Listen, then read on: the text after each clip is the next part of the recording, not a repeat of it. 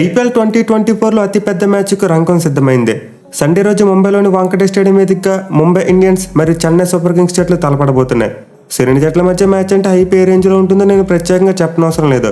In fact ఈ మ్యాచ్కు El Clasico అని పేరు పెట్టుకున్నాం. సో నార్మల్గా ఎల్ క్లాసికో పదం అనేది ఫుట్బాల్ నుంచి వచ్చింది. ఫుట్బాల్ రియల్ మాడ్రిడ్ మరియు బార్సిలోనా ఎఫ్సీ మధ్య జరిగే మ్యాచ్ని ఎల్ క్లాసికో అంటారు. ఎందుకంటే రెండు జట్ల మధ్య రైవల్రీ ఎప్పటి నుంచో ఉంది. మెయిన్లీ టూ టీమ్స్ క్లబ్ ఫుట్బాల్లో బిగ్గెస్ట్ ఫ్రాంచైజెస్. అలాగే రెండు టీంలలో ఒక టీంలో రొనాల్డో మరియు టీంలో మెస్సీ ఉంటారు. సో ఈ రెండు సక్సెస్ఫుల్ టీమ్స్ మధ్య జరిగే మ్యాచ్ని ఎల్ క్లాసికోగా పేరు పెట్టారు. అండ్ ఎల్ క్లాసికో అంటే ఎగ్జాక్ట్గా మీనింగ్ ద క్లాసిక్ అని. ఇక మన ఐపీఎల్ విషయానికి వస్తే obviously the most successful teams MI మరియు సిఎస్కే. రెండు టీమ్స్ కూడా 5 సార్లు ఛాంపియన్షిప్ గెలుచుకున్నారు. దీనివల్ల రెండు ఛాంపియన్స్ జట్ల మధ్య జరిగే మ్యాచ్కు ఎల్ క్లాసికో అని పేరు వచ్చింది. ఎనివే ఈ మ్యాచ్లకి అయితే రెండు జట్లు కూడా తమ చివరి మ్యాచ్లో గెలిచేస్తున్నారు. ముంబై టీం తమ సొంత గట్ట మీద ఆర్సీబీ టీం ఓడిస్తే సిఎస్కే టీం వాళ్ళ సొంత గట్ట మీద కేకేఆర్ ఓడించేస్తున్నారు. కానీ పాయింట్స్ టేబుల్లో చూసుకుంటే సిఎస్కే వాళ్ళు పైన ఉన్నారు. 5 మ్యాచ్లో 3 గెలిచి 6 పాయింట్లతో 3వ ప్లేస్లో ఉన్నారు. బట్ ముంబై టీం 5 మ్యాచ్లో 2 గెలిచి 4 పాయింట్లతో 7వ స్థానంలో ఉన్నారు. సో దీన్ని బట్టి చూసుకుంటే మ్యాచ్లో గెలవడం రెండు టీంలకు చాలా ఇంపార్టెంట్. సిఎస్కే టీం టాప్ 4లో స్ట్రాంగ్గా ఉండాలనుకుంటే ఈ మ్యాచ్లో ఖచ్చితంగా గెలవాలి. ఎందుకంటే వాళ్ళ కింద 3 టీమ్స్ కూడా 6 పాయింట్లతోనే ఉన్నారు. అలాగే ఎంఐ టీం చూసుకున్న వాళ్ళు టాప్ 4లోకి వెళ్ళాలంటే ఈ మ్యాచ్లో గెలిస్తే ఏమైనా ఛాన్స్ ఉంటుంది. ఎస్పెషల్లీ ఈ మ్యాచ్ని ముంబై వాంకటే స్టేడియంలో ఆడబోతున్నారు కాబట్టి ఖచ్చితంగా ఎంఐ టీంకి అడ్వాంటేజ్ ఉంటుంది.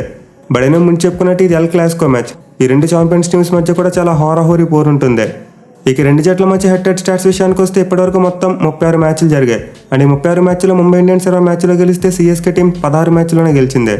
సో ఓవరాల్గా హెడ్ స్టాట్స్లో ముంబై టీంకు కొంతవరకు ఎడ్జ్ కనిపిస్తుంది. ఇన్ఫాక్ట్ ఐపీఎల్ లిస్టులో సిఎస్కే టీం మీద ఇంత మంచి రికార్డు ఉన్న ఏకైక టీం ముంబై మాత్రమే. అయితే రెండు జట్ల మధ్య చివరిగా జరిగిన 6 మ్యాచ్ల్లో మాత్రం సిఎస్కే వాళ్ళు 4 గెలిచారు, ముంబై వాళ్ళు 2 గెలిచారు. Mainly last year 2 out of 2 సిఎస్కేనే గెలిచింది.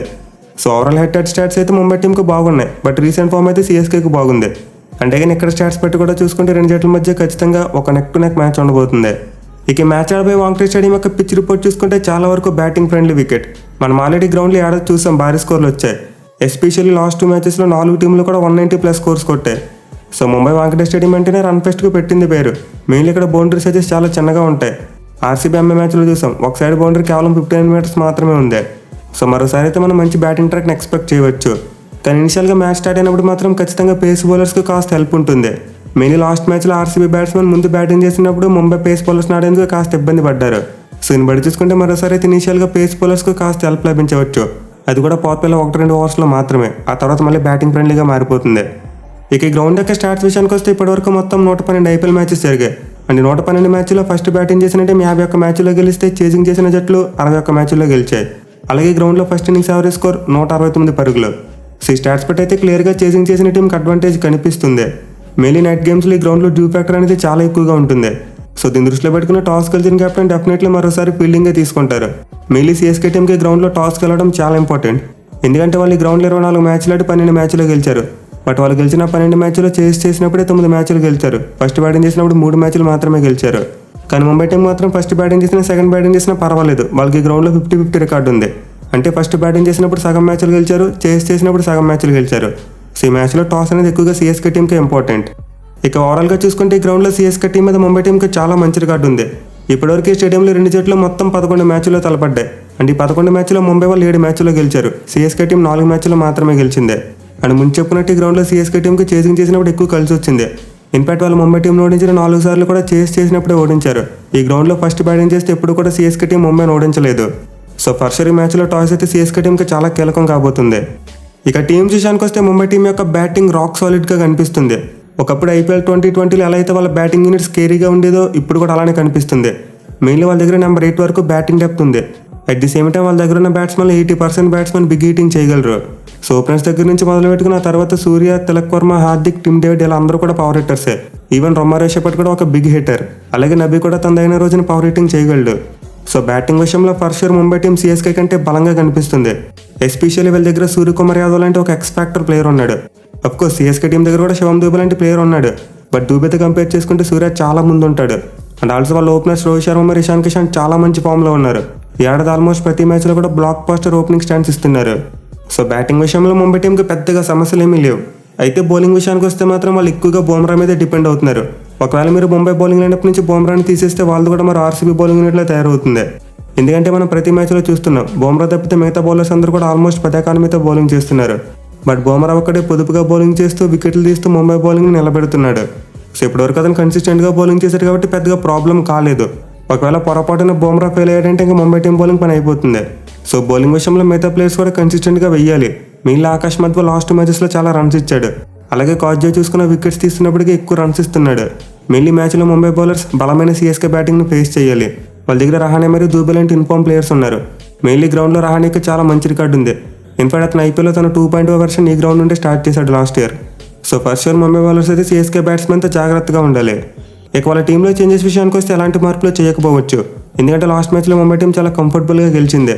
మెయిన్ వాళ్ళు స్పిన్నర్గా తీసుకొచ్చిన శ్రేయస్ గోపాల్ బాగా క్లిక్ అయ్యాడు. So most likely Mumbai team తమ విన్నింగ్ కాంబినేషన్ మార్చకుండా సేమ్ ప్లేయింగ్ లెవెన్తో వచ్చే అవకాశాలు ఎక్కువగా ఉన్నాయి. ఇక సిఎస్కే టీం విషయానికి వస్తే వీళ్ళు కూడా చాలా స్ట్రాంగ్గా ఉన్నారు. మెయిన్లీ లాస్ట్ మ్యాచ్లో బలమైన బ్యాటింగ్ యూనిట్ ఉన్న కేకేఆర్ టీంని కట్టడి చేసి గెలిచారు. సో లాస్ట్ మ్యాచ్లో సిఎస్కే బౌలర్స్ చేసిన ఈ మ్యాచ్లో కూడా చేయగలిగితే వాళ్ళు గెలిచే అవకాశాలు చాలా ఎక్కువగా ఉంటాయి. మెయిన్లీ ముందు చెప్పుకున్నట్టు ముంబై బలమంతా వాళ్ళ బ్యాటింగ్లోనే ఉంది. సో వాళ్ళ బ్యాటింగ్ మీద గట్టిగా కొడితే ఆటోమేటిక్గా వాళ్ళు మ్యాచ్ ఓడిపోతారు. బట్ ఎనివే సిఎస్కే టీం ఏడాది వాళ్ళు గెలిచిన 3 మ్యాచ్లు కూడా హోమ్ గ్రౌండ్లోనే గెలిచారు. బయటకు వచ్చి మ్యాచ్ ఆడుతుంటే ఓడిపోతున్నారు. సో ఖచ్చితంగా ఇదైతే వాళ్ళకి బ్యాక్ ఆఫ్ ది మైండ్ ఉంటుంది.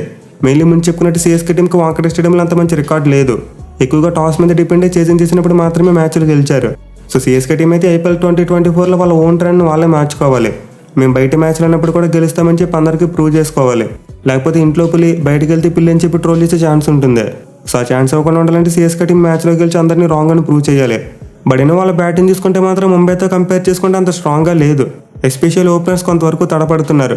బట్ అయినా ఈ మ్యాచ్లో వాళ్ళ కెప్టెన్ రుతురాజ్ గైక్వాడ్కి ముంబై టీం అయితే చాలా మంచి రికార్డు ఉంది.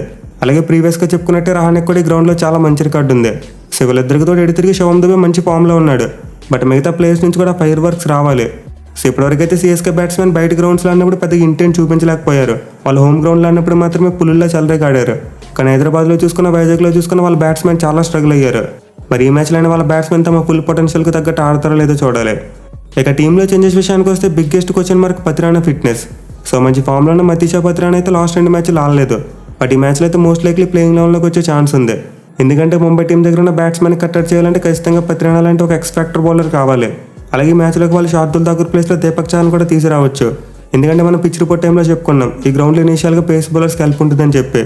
సో సిఎస్కే టీంలోనే ఏకైక genuine swing bowler Deepak Chahar. And important అతనికి ముంబై ఓపెనర్స్ మీద చాలా మంచి రికార్డు ఉంది. సో లాస్ట్ మ్యాచ్లో చిన్న నిగ్గులు ఉండడం వల్ల దీపక్ చహర్ ఆడలేదు. బట్ ఈ మ్యాచ్లో మోస్ట్ లైక్లీ కంబ్యాక్ చేసే ఛాన్సెస్ ఉన్నాయి. ఇక పతిరానా టీంలోకి వస్తే ఇద్దరు తేక్షణ లేకపోతే ముస్తాఫిజ్ రెహమాన్ ప్లేస్లో వస్తాడు. బట్ ఈ మ్యాచ్ ఆడిపోయే గ్రౌండ్లో స్పిన్నర్స్కి పెద్దగా హెల్ప్ ఉండదు కాబట్టి తేక్షణనే పక్కన పెడతారు అనుకుంటున్నా. సో ఓవరాల్గా సిఎస్కే బ్యాటింగ్ యూనిట్లో ఎలాంటి మార్పులు జరగకపోయినా బౌలింగ్ యూనిట్లో 2 మార్పులు జరగవచ్చు. ఇక ఈ మ్యాచ్లో ఎవరు గెలుస్తారో చెప్పడం చాలా కష్టం. ఇన్ఫాక్ట్ ఇలా చెప్పలేం కాబట్టి మ్యాచ్కి ఎల్ క్లాసికో అని పేరు వచ్చింది. బట్ ఇన్వే ముంబై టీం దగ్గర ఉన్న వీక్నెస్ వాళ్ళ పవర్ ప్లేలో కనుక వికెట్స్ కోల్పోతే తర్వాత కంబ్యాక్ చేయలేకపోతున్నారు. మెయిన్లీ మనం ఆర్ఆర్తో మ్యాచ్లో చూసాం ముంబై టీం పవర్ ప్లేలో వికెట్లు కోల్పోయిన తర్వాత కంబ్యాక్ చేయలేకపోయారు. So CSK team game plan ఎలా ఉండాలంటే పవర్ ప్లేలో కనీసం 2-3 వికెట్లు తీయాలి. అండ్ దెన్ ఆటోమేటిక్గా రవీంద్ర జడేజా మిడిల్ ఓవర్స్లో వాళ్ళ బ్యాట్స్మెన్ మీద ప్రెజర్ పెడతాడు. మెయిన్లీ రోహిత్ మరియు సూర్య వికెట్స్ తొందరగా తీయగలిగితే మిగతా యంగ్స్టర్స్ తడబడొచ్చు.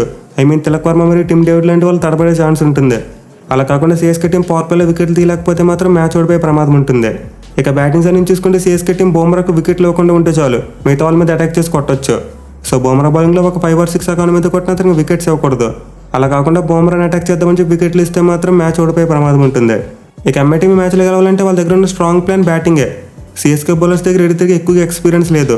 సో ఒకవేళ ముంబై టీం వాళ్ళ మీద ఇనిషియల్గా అటాక్ చేసి ప్రెజర్ పెడితే ఖచ్చితంగా గెలిచే ఛాన్సెస్ ఉంటాయి. But anyway end of the day చూసుకుంటే మాత్రం టాస్ చాలా కీలకం కాబోతుంది.